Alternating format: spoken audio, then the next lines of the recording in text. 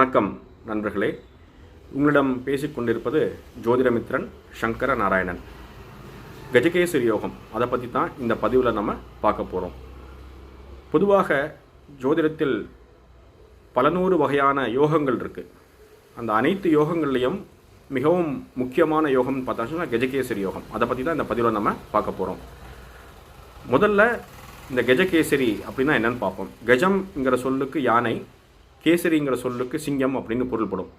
இப்போ யானை அப்படி எடுத்தாச்சுன்னா இந்த யானை மிகவும் ஞாபக சக்தி கொண்ட ஒரு மிருகம், மேலும் மிகவும் அறிவார்ந்த ஒரு மிருகம்.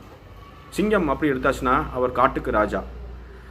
அங்கே வரக்கூடிய சிக்கல்கள், எப்பேற்பட்ட சிக்கல் வந்தாலும் அதை தைரியமாக எதிர்கொண்டு போராடி அதில் வெற்றி பெறக்கூடிய ஒரு மிருகம் சிங்கம். ஸோ இந்த ரெண்டும் சேர்ந்தது தான் இந்த கஜகேசரி அப்படிங்கிறது, இந்த கஜகேசரி யோகம்ங்கிறது.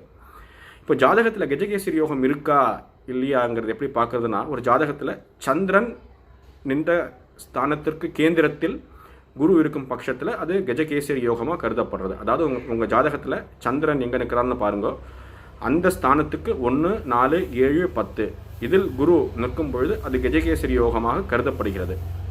இந்த கஜகேசரி யோகம் முழுமையாக உங்கள் ஜாதகத்தில் செயல்படணுன்னா இந்த சந்திரனும் குருவும் மிகவும் வலிமையாக இருக்கணும் உங்கள் ஜாதகத்தில். அதாவது இந்த சந்திரனும் குருவும் உங்கள் லக்னத்துக்கு மறைவு ஸ்தானங்கள் இருக்கக்கூடாது.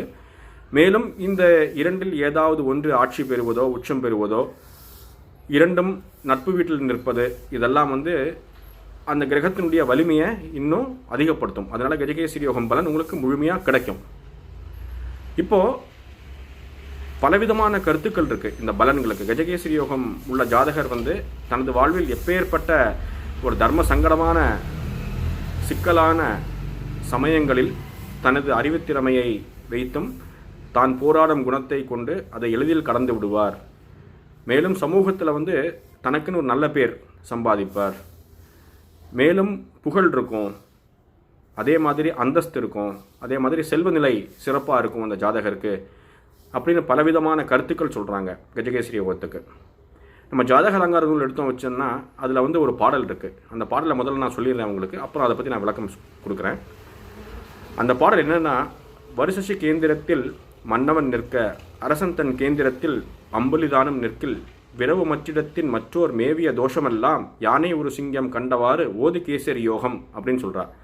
அதாவது ஒரு ஜாதகத்தில் பிற கிரகங்கள் நிற்கின்ற ஸ்தானத்தை வைத்தும் அவர்கள் ஏற்படுத்துகின்ற தோஷம் என்ன விதமான தோஷமாக இருந்தாலும், ஒரு வலிமையான சிங்கத்தை பார்த்தவுடன் யானை கூட்டம் எப்படி விலகிச் செல்லுமோ அதே போன்று அந்த ஜாதகத்தில் உள்ள தோஷங்கள் அனைத்தும் நிவர்த்தி பெறும் அப்படின்னு ஒரு முக்கியமான ஒரு கருத்தை சொல்கிறாங்க நம்ம ஜாதக அலங்காரத்தில்.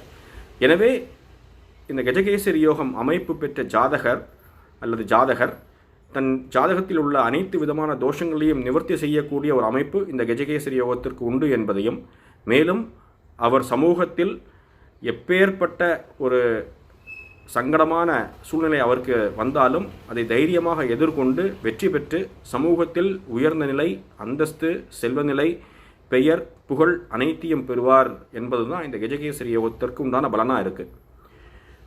உங்களுக்கு இந்த பதிவு பிடிச்சிருந்ததுன்னா லைக் பண்ணுங்க, உங்களுடைய கருத்தை கமெண்ட் செக்ஷனில் தெரிவிங்க.